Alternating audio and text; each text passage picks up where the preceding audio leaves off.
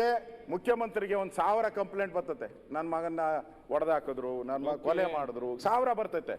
ಹಂಗಾರೆ 1000ಕ್ಕೂ SIT ಮಾಡಿದ್ದೀರಾ? ಇದಕ್ಕೆ ಯಾಕೆ ಮಾಡಿದ್ರಿ? ಇವತ್ತು ಧರ್ಮಸ್ಥಳದ ಮಾನ ಹರಾಜ್ ಆಯ್ತಲ್ಲ, ಕಟ್ಕೊಡ್ತೀರಾ ನೀವು? ಈ ಸರ್ಕಾರ ಕಟ್ಕೊಡ್ತೀರಾ ಹೇಳಿ? ಧರ್ಮಸ್ಥಳದ ಮಾನ ಹರಾಜ್ ಆಗಿದೆ, ಇವತ್ತು ಕಟ್ಕೊಡ್ತೀರಾ ನೀವು ಸರ್ಕಾರ? ಇದರಿಂದ ಯಾರಿದ್ದಾರೆ ನಮ್ಗೆ? ಇವನೆಲ್ಲ ಯಾರೋ ಇವನ್ ಬಿಟ್ಬಿಡಿ, ಇವನೆಲ್ಲ ಮುಖ್ಯ. ಇದರಿಂದ ಇರುವಂತ ಕುತಂತ್ರ ಯಾವುದು? ಇದರಿಂದ ಇರೋ ಕುತಂತ್ರ ಯಾವುದು? ಇದರಿಂದ ಇರೋ ಗ್ಯಾಂಗ್ ಯಾವುದು? ಅದು ಬೇಕು ನಮ್ಗೆ. ಷಡ್ಯಂತ್ರ.